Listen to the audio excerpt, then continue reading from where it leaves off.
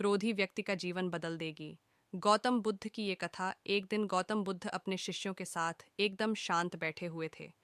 उन्हें इस प्रकार बैठे हुए देख शिष्य चिंतित हुए कि कहीं वह अस्वस्थ तो नहीं है।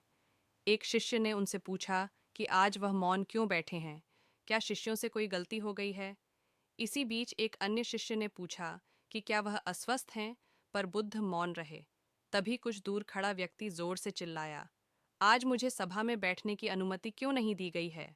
बुद्ध आंखें बंद करके ध्यान मग्न हो गए। वह व्यक्ति फिर से चिल्लाया, मुझे प्रवेश की अनुमति क्यों नहीं मिली। इसी बीच एक उदार शिष्य ने उसका पक्ष लेते हुए कहा कि उसे सभा में आने की अनुमति प्रदान की जाए। बुद्ध ने आंखें खोलीं और बोले, नहीं, वह अछूत है, उसे आज्ञा नहीं दी जा सकती। यह सुनकर शिष्यों को बड़ा आश्चर्य हुआ। बुद्ध उनके मन का भाव समझ गए और बोले, हाँ, वह अछूत है। इस पर कई शिष्य बोले, हमारे आश्रम में जात पात का कोई भेद ही नहीं, फिर वह अछूत कैसे हो गया। तब बुद्ध ने समझाया, आज वह क्रोधित होकर आया है। क्रोध से जीवन की एकाग्रता भंग होती है। क्रोधी व्यक्ति प्राय मानसिक हिंसा कर बैठता है। इसलिए जब तक वह क्रोध में रहता है तब तक अछूत होता है। इसलिए उसे कुछ समय एकांत में खड़े रहना चाहिए। क्रोधित शिष्य भी बुद्ध की बातें सुन रहा था।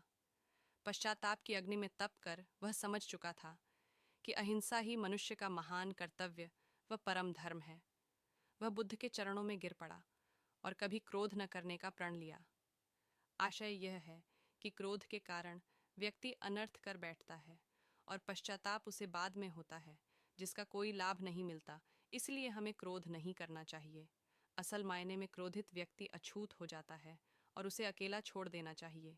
क्रोध करने से तन, मन और धन तीनों की हानि होती है। क्रोध से ज्यादा हानिकारक कोई और वस्तु नहीं है।